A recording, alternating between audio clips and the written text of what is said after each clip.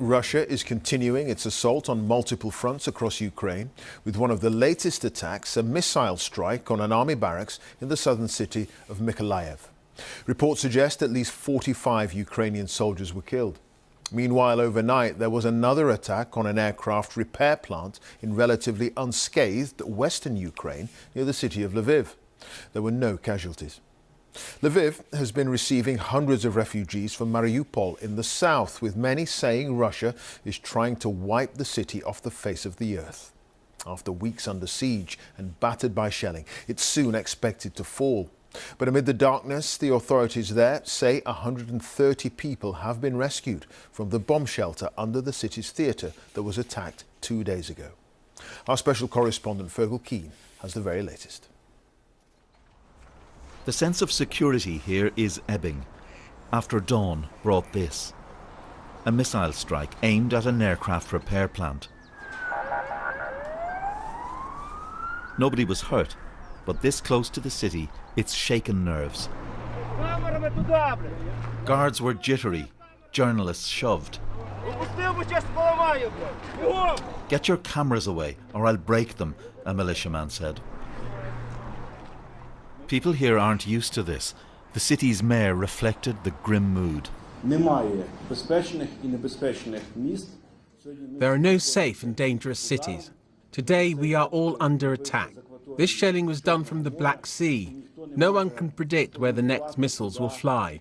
So when you hear the sirens, you have to go to the bomb shelter. You have to take care of your health. And thousands were still arriving here today to escape the war. This the tunnel leading to their trains west. It's been 3 weeks exactly since I first stood in this tunnel and watched people queuing to escape the war. Still they come. From Mariupol, from Kharkiv, from Kyiv, from Bucha, from Kherson, and many other places whose names or deaths we do not know. These are the first arrivals from besieged Mariupol. 350 people. This little boy, whose composure is its own statement of determination. After the hell he has left behind. A city where killing is piled upon killing.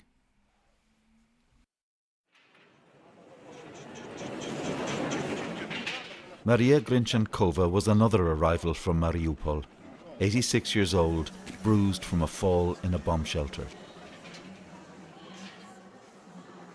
Her granddaughter described scenes of horror in the city.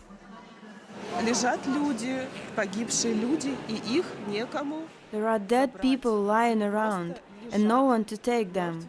They just lie there. It shouldn't be like this.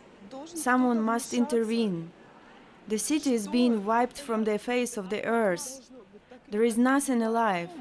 All the roads are shelled. There are trees torn up by their roots. It's like a horror film. There are now 200,000 displaced people finding shelter in Lviv, and today Maria became one of them.